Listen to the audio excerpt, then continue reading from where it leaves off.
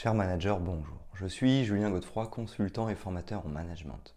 Pour progresser facilement dans votre management, je vous invite tout de suite à télécharger gratuitement mon e-book de plus de 40 conseils pour engager vos équipes. Vous trouverez le lien dans la description. Pensez aussi à vous abonner à ma chaîne YouTube pour consulter mes dernières vidéos.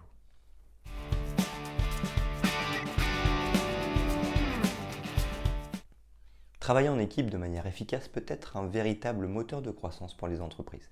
Le fait de bien déléguer permet aux membres de l'équipe de travailler de manière autonome. Ainsi, ces individus peuvent atteindre collectivement les objectifs fixés par le manager et sa hiérarchie. Organiser et planifier le travail de son équipe est donc un incontournable. Mais la tâche n'est pas simple. En effet, chaque collaborateur a son propre niveau de motivation et de compétence. Chacun a donc plus ou moins envie de faire telle ou telle tâche. Chacun a plus ou moins la capacité de faire telle ou telle tâche. Savoir organiser et planifier le travail de son équipe nécessite une bonne compréhension de ses propres forces, une bonne connaissance de ses équipes, ainsi que des tâches à réaliser. Comment organiser et planifier le travail de nos équipes?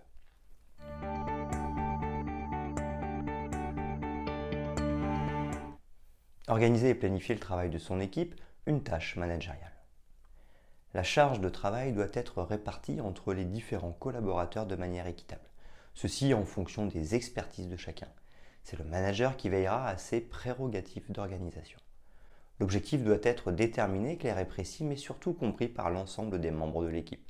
Savoir définir un objectif est obligatoire.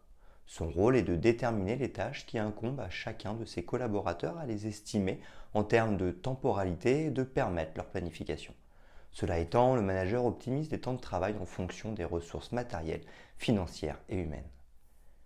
L'objectif de sa fonction est de faciliter le travail de ses collaborateurs. Heureusement, il existe des outils qui favorisent l'organisation et la planification du travail d'équipe dans la gestion de leurs projets.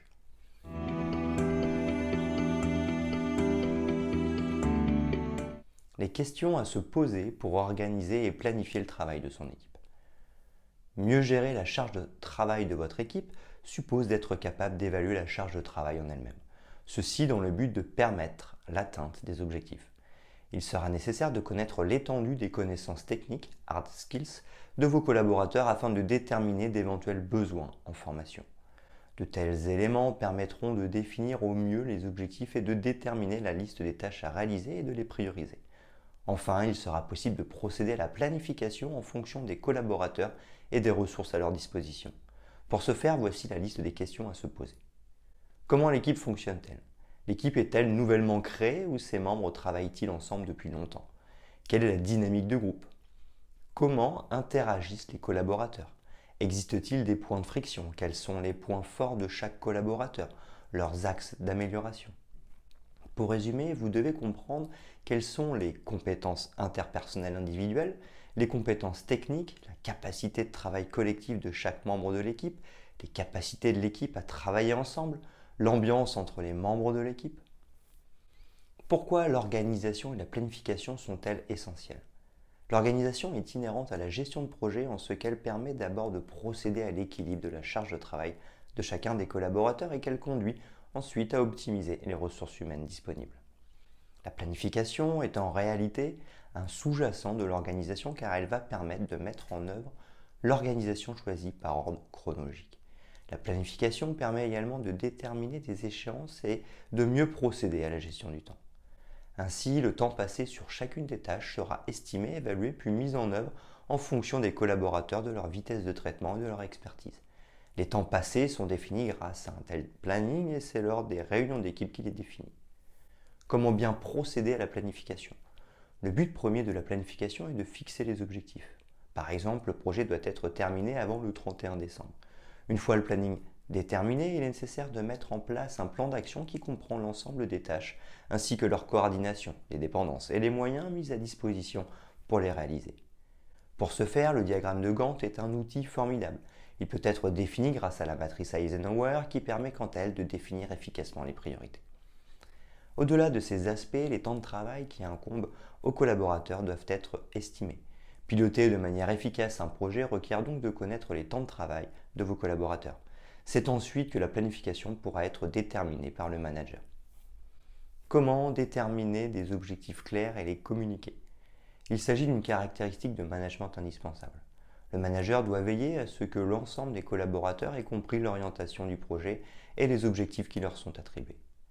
Les membres de l'équipe doivent donc avoir conscience que le projet est commun à tout le monde, de l'importance de la répartition des tâches et idéalement la charge de travail est répartie d'un commun accord lors de réunions de projet.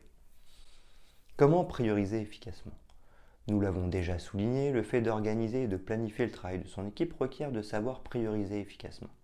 Prioriser est essentiel afin de respecter les échéances, de traiter en priorité les tâches urgentes et de distinguer les tâches urgentes des tâches importantes. Rappel, matrice d'Eisenhower.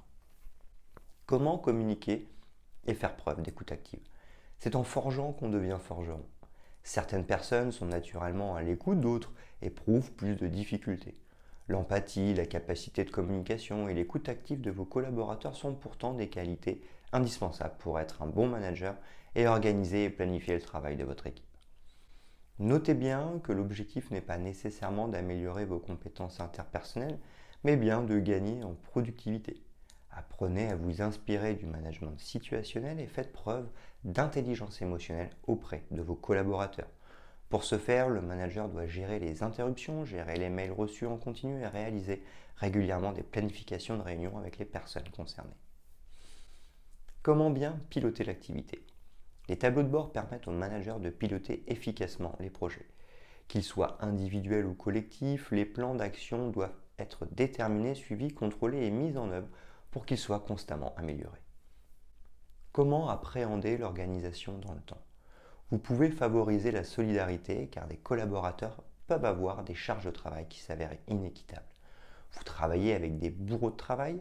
Encouragez vos collaborateurs à venir en aide de leurs collègues afin d'alléger leur charge de travail. Comment faire preuve d'adaptation et pourquoi est-ce important? Organiser et planifier le travail en équipe requiert de modifier régulièrement les agendas des uns et des autres, que la charge de travail soit trop importante ou trop légère. Il se peut que les objectifs temporels définis pour les collaborateurs soient trop ambitieux et que leur temps de travail soit trop important. Quelles sont les performances de l'intelligence collective? Comment interagissent les collaborateurs entre eux? Les collaborateurs sont-ils déterminés à aider leurs collaborateurs? Essaient-ils de gagner du temps en faisant appel à l'intelligence collective? En tant que manager, vous devez être capable de déterminer le degré d'efficacité de l'intelligence collective de votre équipe et de l'augmenter. Dresser un bilan, pourquoi faire? La gestion de projet requiert de dresser des bilans des résultats. Êtes-vous parvenu à respecter vos échéances? Étiez-vous souvent tenu d'itérer? Le bilan permet d'apprendre de ses erreurs et d'apprendre de ses erreurs permet de s'améliorer. De l'importance du stress positif pour ou contre.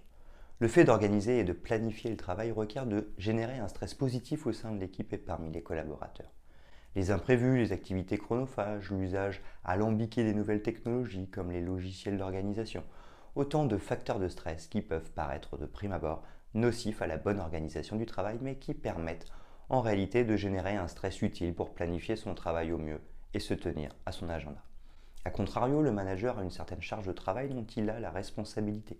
Si celle-ci est insoutenable aux yeux des collaborateurs, c'est au responsable d'équipe de s'entretenir avec la direction. Le stress positif est indéniablement bienvenu en ce qu'il permet de motiver les collaborateurs au sein des entreprises.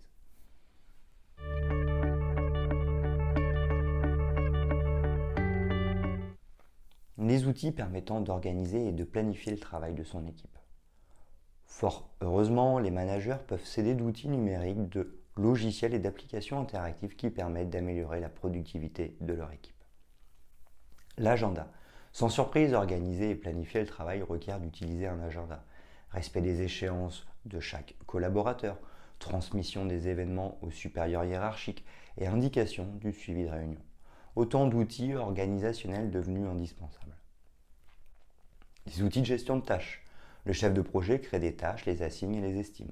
Celles-ci sont indiquées sur un planning ainsi que leur état d'avancement, ce qui permet au manager d'avoir un aperçu global des réalisations et des retards au sein de l'équipe. Le partage des documents Drive. Les collaborateurs peuvent désormais gagner en productivité en travaillant en direct sur un seul et même document. Les outils de communication. Slack est une excellente alternative aux mails entre collaborateurs. Un tel outil de communication permet de créer des chaînes en fonction de thèmes à aborder et en fonction des projets. Il permet notamment de motiver les équipes. Vous travaillez ainsi plus efficacement. Les outils de suivi. Les outils de suivi permettent de prendre connaissance de l'état d'avancement des projets, facilitent la démarche qui consiste à organiser et planifier le travail de son équipe. Cela conduit à déterminer la pertinence de la charge de travail à chacun des collaborateurs.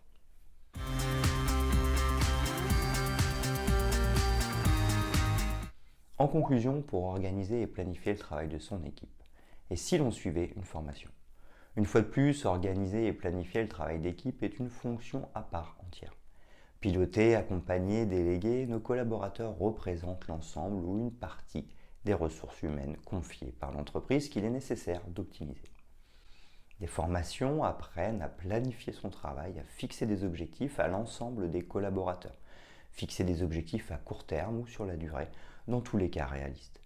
Les managers doivent s'imprégner de leur expérience et garder en tête la volonté de s'améliorer.